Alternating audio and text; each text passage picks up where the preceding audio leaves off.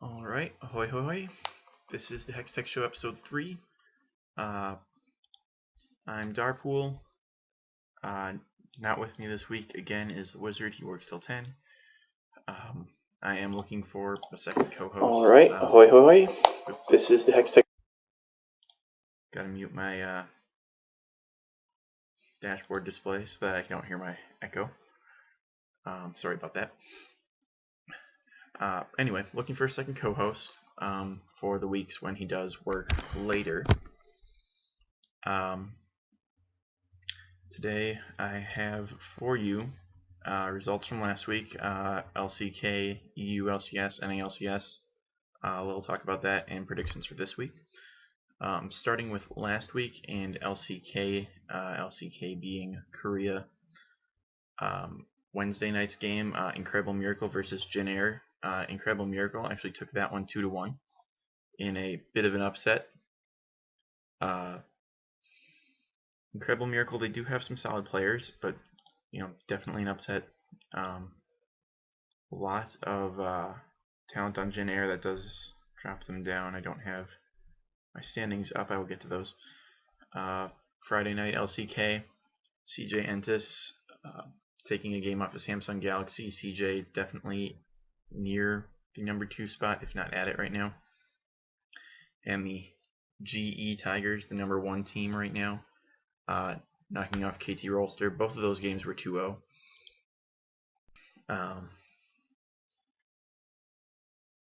GE definitely looking very good. I imagine the Najin organization feels a little bad with GE being made up of 4x Najin players and GE being in first while Najin is in fifth. Then the Saturday games, Jin Air surprisingly knocking off SK Telecom T1 2-0, and Najin's game, they 2-0'd Incredible Miracle, knocking them a little back down the pedestal. Currently for the standings, GE sitting in first. They have not lost yet this split, with one more game coming next week. CJ at 4-1, their only loss was to GE. Jin Air and SK Telecom both sitting at 3-2, tied for third place. Najin and Incredible Miracle tied for fifth place at 2-3. KT at 1-4 and Samsung at 1-5, or 0-5. Sorry. This coming week, the Friday night will only have one game instead of two. Each team is only playing one additional game.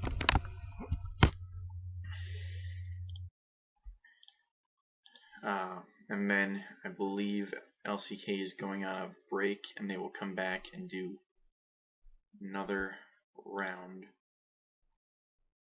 of games. Yeah, they've got 12 weeks, so after next week they go on their break, and then there'll be another 6 weeks worth of games. So it's a double round robin. They each play each other team twice in best of threes. And that will determine the final standings for LCK Spring. For this week, we have Incredible Miracle taking on CJ on Wednesday night. Incredible Miracle has shown a slight propensity for upsets, or at least did last week when they knocked off Jin Air. That said, that is their only win aside from beating Samsung so far. On Friday we have KT versus Jin Air. That one will probably go to Jin Air.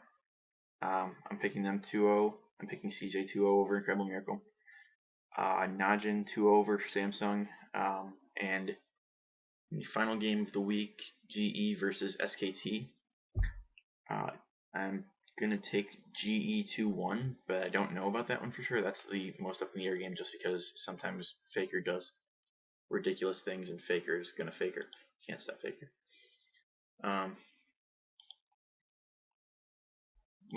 Moving on to the EU LCS.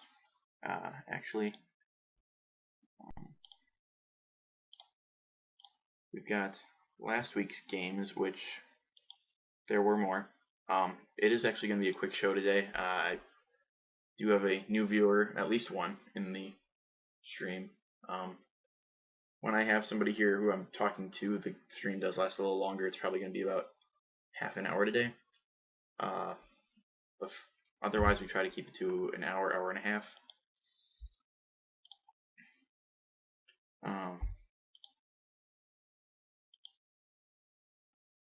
But anyway, since I'm on Europe, I'll answer your question right away. I do like to do viewer questions if anyone else has any.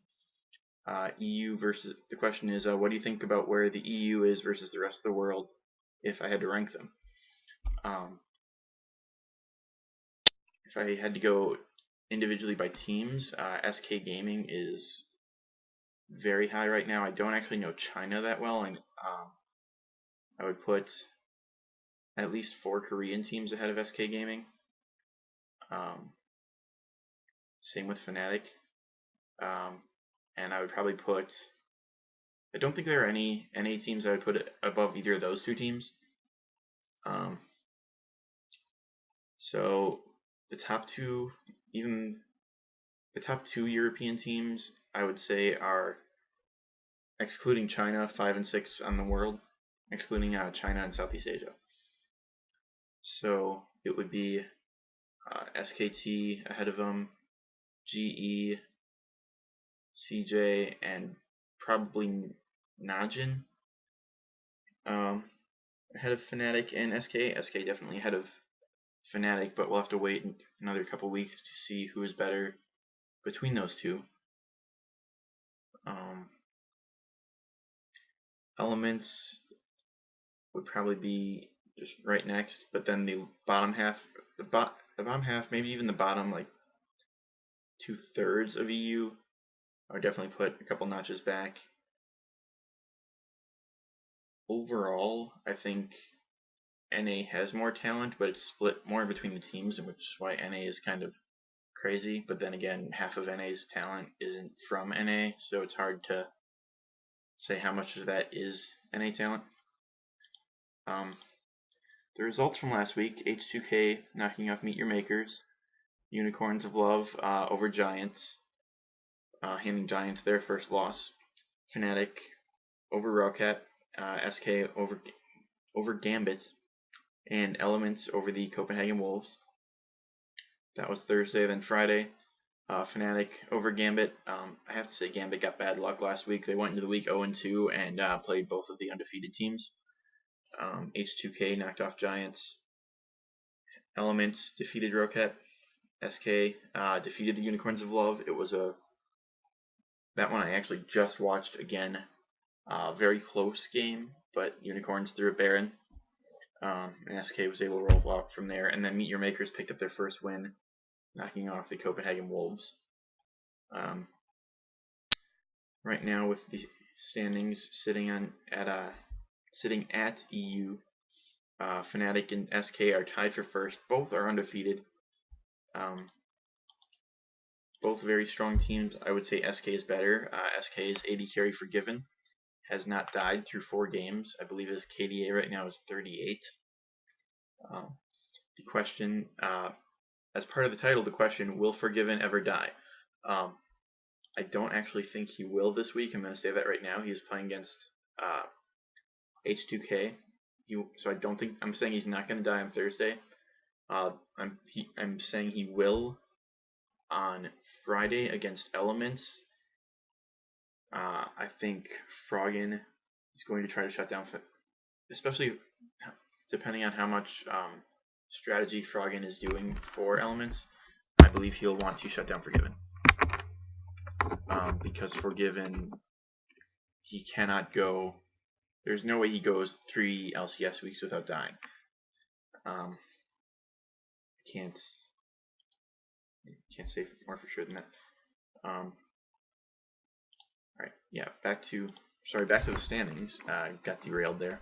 Elements in third, they are 3-1. They lost to Fnatic in that very first game of the split. Fnatic playing the very Chinese style right now, ganking heavily, lots of fighting. Great for fantasy LCS.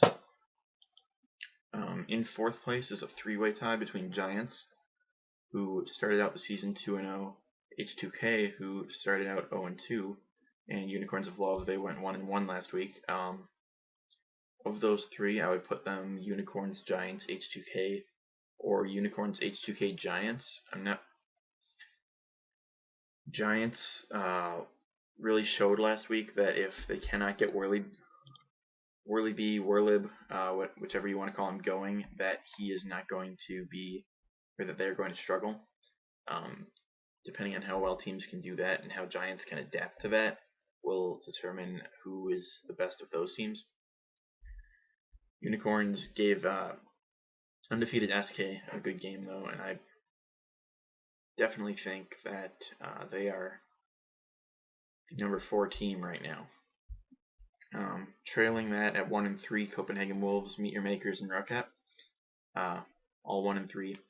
Rowcat is the best team among them. They've had definitely a tough schedule through the first couple weeks.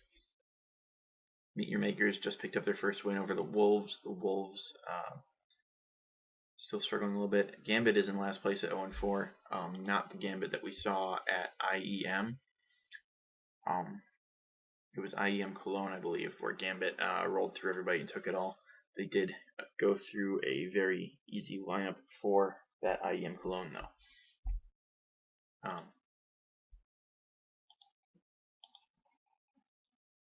This week in Europe, what we've got H2K versus SK. SK is going to take that one. Fnatic should beat Unicorns of Love, but that would be a game where I would expect to see some cheese from Unicorns. Cheese being what they're known for, and that being a tough matchup. They pulled the cheese against TSM because that was going to be a tough matchup. I think for Fnatic is another good situation for them to do it. Elements should beat Meet Your Makers. Meet Your Makers will have a new mid laner. I do not believe they've announced who that is yet. If it is a very solid mid laner, that could help. Right now, they do not have a player who can take enough pressure off of Mr. Rallis, and Nisbeth cannot protect Mr. Rallis enough with that pressure for him to get to that strong carry, hyper carry state where he was last year. So what Meet Your Makers really needs is a good mid laner to take the pressure off of Mr. Rallis with Blizer leaving. Rowcat, I'm picking to beat Giants. I believe Jankos and Overpow can shut down Whirlib, and Giants does not necessarily have the power. Okay, question, do I think UOL is for real or mostly hype? They are definitely overhyped, but I believe that they are good. They drew a lot of popularity for the Poppy picks and the Jungle Twisted Fate and things like that, but I don't think that that is why. I don't think that that's where all their strength is. They've shown this season that they can still win games without that. I think they're middle of the pack.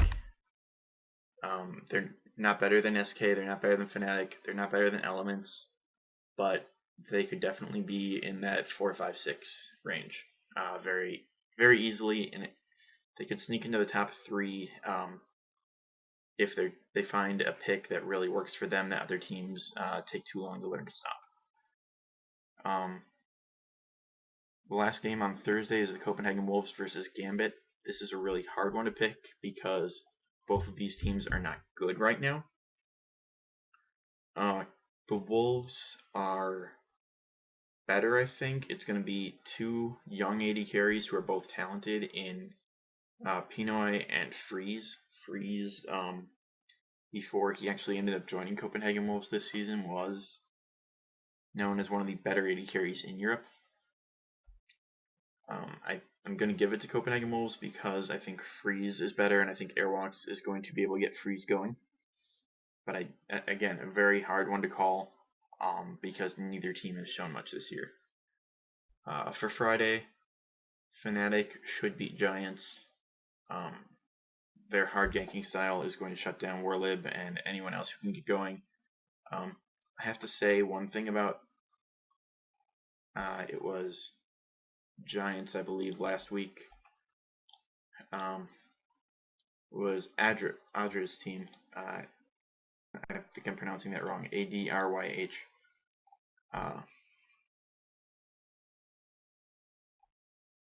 He is on Giants, I believe. Yeah, it was somebody who lost on red side.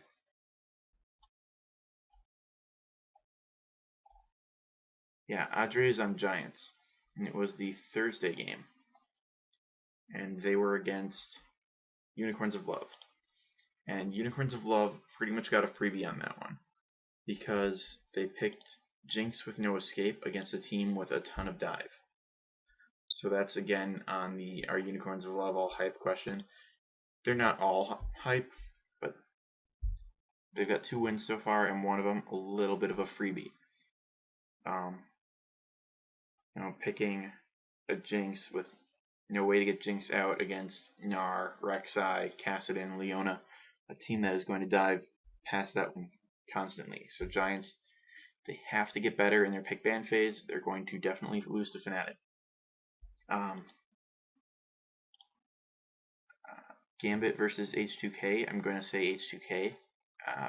I'm going to not pick Gambit until I see something from them that says they can win a game. This happened last year as well, where they got off to a bad start, and they are a team that maybe tilts isn't the right word, but falls off hard. Roccat versus Meet Your Makers. I'm going to give that one to Roccat, but that could change depending on who Meet Your Makers picks up as a mid laner. Unicorns of Love should beat Copenhagen Wolves. And Elements versus SK, I'm going to pick Elements. That's one that I'm not confident on. I don't know how good Fox will be able to play against Forg1ven. If Fox is very good against Forg1ven, then SK will win, because I think the bot lanes are actually about equal. I think the jungle, SK has the advantage with Svenskeren over Shook. And I think Wicked is better in the top lane compared to Freddy. So, whichever mid laner plays better, I think it'll be Forg1ven, but it could be Fox. If I'm saying Elements wins because Forg1ven will probably be better than SK, or than Fox. But if Fox is better than Forg1ven in the mid lane, then SK will win. Then on to the last thing that I had for today, which is the NA LCS. I was also going to talk a little bit about the the Challenger scenes, because they are nearing the point where they're going to start playing games live, which is something that they'll be able to watch. I believe they are putting VODs up right now. In EU, SK Prime and LLL White have qualified. That's Lowland Lions White have qualified for the Challenger Series. Millennium Spirit and plays Forg1ven, Hextech's team, and Gamers2 plays Nevo as Team Nevo. Yep, those are the teams that are still in it. I believe they play this week. I'm not positive on when they play. That is in EU. So SK Prime, Lowland Lions, White, definitely in the Challenger Series. The winners of Millennium Spirit versus Forg1ven and Gamers2 versus Team Nevo will also be in. On the NA side, Enemy Esports versus Darkness. Winner of that will be in. Team Dragon Knights versus Storm. Winner of that will be in. Team Liquid Academy versus CLG Black. Winner of that will be in the Challenger Series. And Cloud9 G2A versus Team Confound. Winner of that will be in. So the NA team still to be determined. There are 2 games tomorrow, I believe. I will have that information by the end of the show. But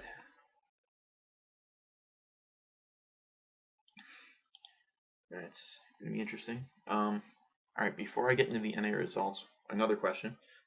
now that Callista is fixed and dominated in 2 games, and given that the other teams were so afraid, do you think it was because Callista's fear came from inexperience playing her, or she is the new Kassadin for permabans?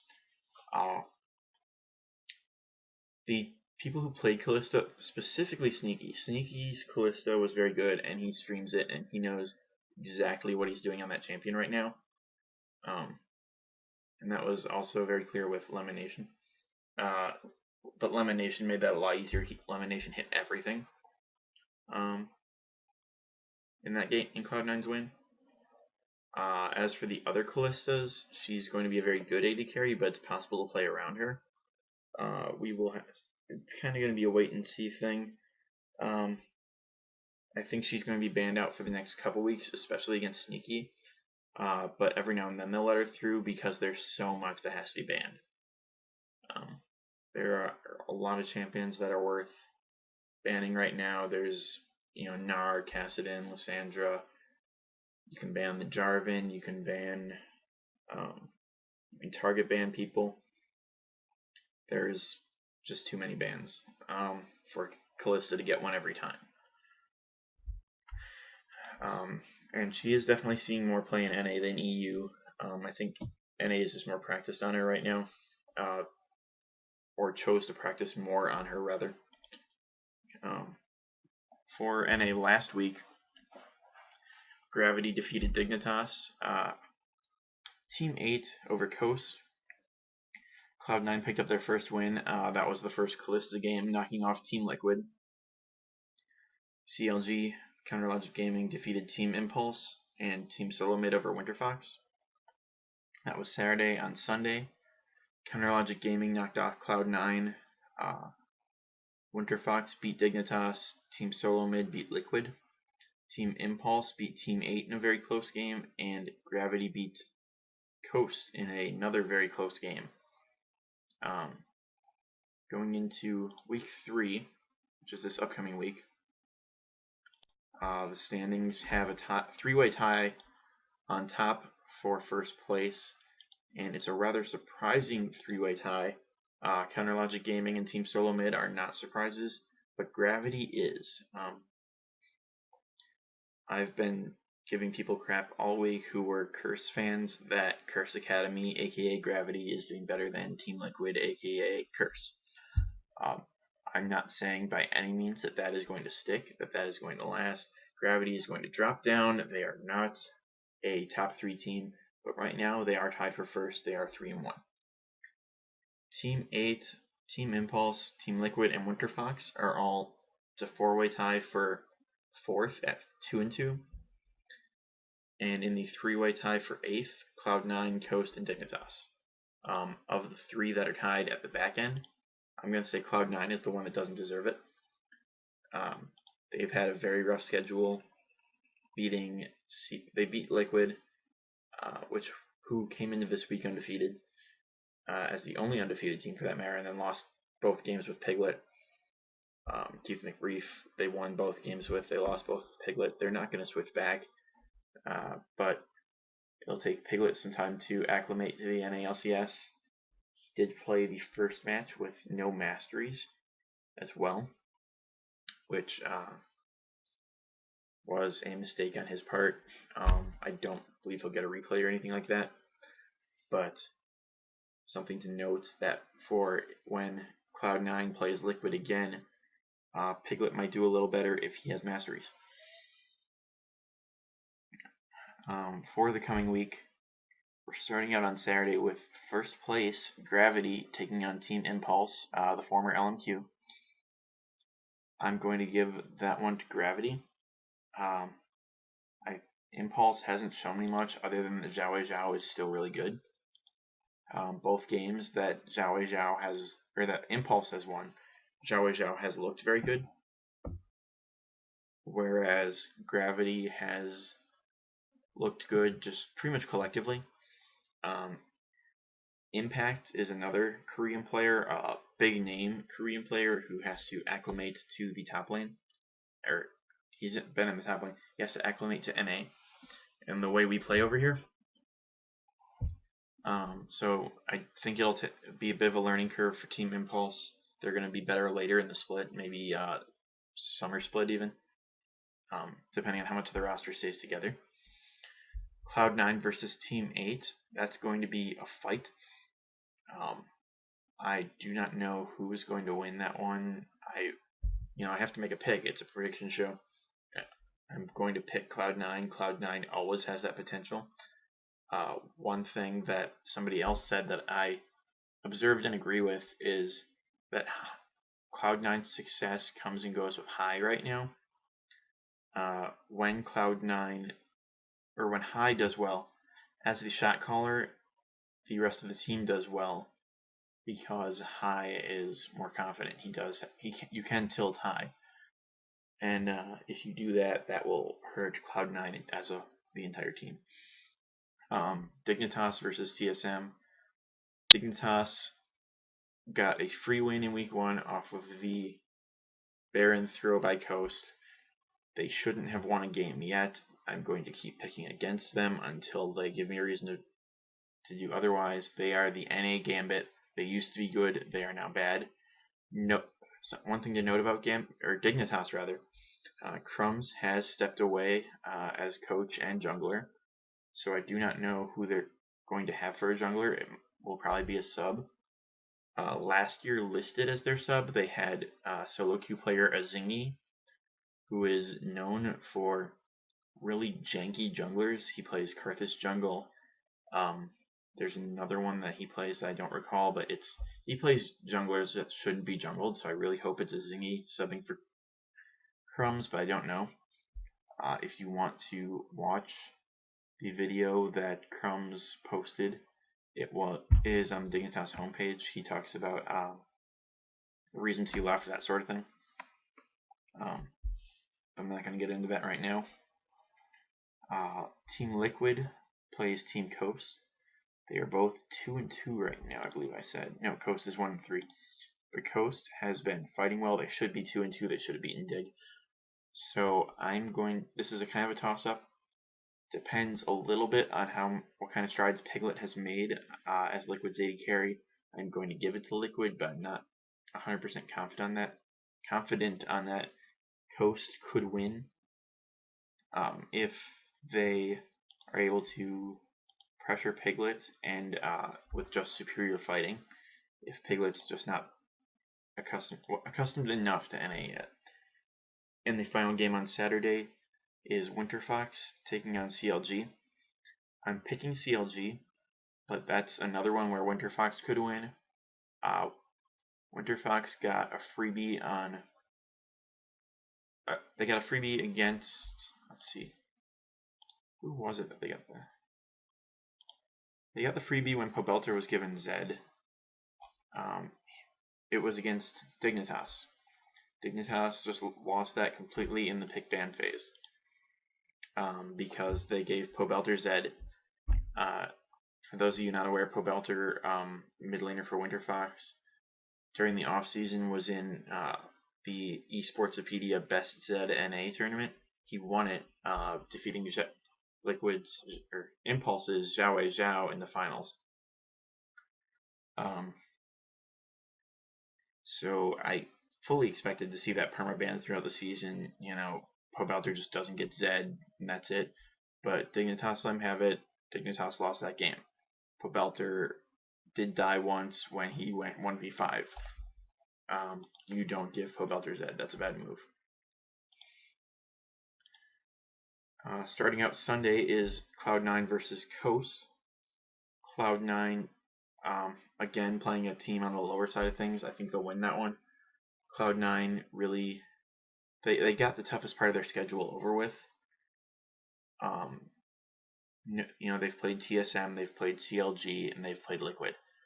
So the rest of their matches should be, in general, easier. They should I'm predicting them to come out of this split at about 14 14's high. 12 wins, 6 losses. They're going to struggle a little bit against the top teams, but they should be able to beat a lot of the lower teams. CLG versus Gravity, which If by some chance Dignitas pulls a miracle and beats TSM on Saturday, this will be a game for first place. It's the second game on Sunday. It's worth at least paying attention to. CLG should win, but Gravity has the Leather Jackets and the LCS experience. They're not your typical challenger team, with Cop and St. Vicious and Bunny Fufu all having LCS experience. And Haunter, he has been a very good top laner so far. He's one of the best fantasy top laners, if you do the fantasy LCS. So Gravity could beat CLG there. If Gravity beats them, my view on them is going to completely change. But right now I'm picking CLG to win that one. Team Liquid versus Dignitas. Team Liquid wins. Team 8 versus Winter Fox is another tough one. I'm going to give that one to Winter Fox. Winter Fox is a team I like. I like the name. I like the players. I don't know if they're going to have Glebe again this week or if they're going to have Imagine. I really like them having Glebe in the bot lane with Altec, because Altec does not speak Korean while Pabelter, Avalon, and Helios all do. So the bot lane will, I think there's better bot lane synergy with two English speakers there when they bring in Imagine from Korea as their support. I think that they're actually going to get worse. I don't know how much Altec and Imagine have practiced together. They obviously tried him out and knew that he was the person they wanted to bring in, but I don't know. I don't expect as much. I am picking Winter Fox to beat Team 8 here. That I will say that pick changes if they have Imagine this week, but I haven't heard that they do. And then finally on Sunday is Team Solo Mid versus Team Impulse. I'm going to pick TSM to win that one, but if Zhao Zhao gets some sort of assassin and goes ham and shuts down Bjergsen, Impulse will win. TSM is my pick, but it's that one could also go either way. Those are the picks for this week. I'm hoping next week I will have the Wizard. I might end up moving the show to Mondays. I don't want to compete against the Trinity Force podcast, who runs at it's 7 p.m. Central, U.S. Central, which is my time. That would be 8 o'clock U.S. Eastern, 5 o'clock U.S. Pacific. I don't want to run against them. I like to sit and watch them. So I'm generally against moving to Mondays, but if it means that I will have my co-host more often, I will do it, in which case it will be 9 o'clock my time. That's 10 Eastern, 10 Eastern, 6 Pacific, 10, 9, 8, 7 Pacific, sorry. It'll be 10 Eastern, 7 Pacific on Mondays. I'm going to do that next week for sure. Try it out just because I'll have a co-host. I don't like doing this solo. Honestly, I'm not that interesting. Nobody wants to hear me talk for half an hour. I'd rather, bounce ideas off somebody, let somebody else take some of the load off so I can stop and take a drink of soda. So next week, Monday, 9 p.m. my time. I'm GMT -6 if you're in Europe. So 7 p.m. Pacific, which is riot time, and that would be 3 a.m. European time, Greenwich time. And if you're European, I hope you can figure it out from there. That said, that is this week's episode of the Hextech Show. GG, go make plays, and have a great week, everyone. This is Darpool signing off.